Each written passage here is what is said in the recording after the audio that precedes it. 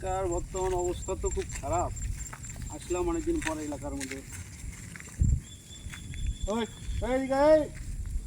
এদিকে আয়, এদিকে আয়। কি বাড়ি কই? কোন বাড়ি- এলাকায় বাড়ি? বাড়ি সন্ন্যাস চোদন খালি। সন্ন্যায় চোদন খালি আর আমার চেনো? হ্যাঁ, তুমি কিডা? তুমি কিরা মানে? আরে পোলাই কয় কি তুই আমার চেনস না?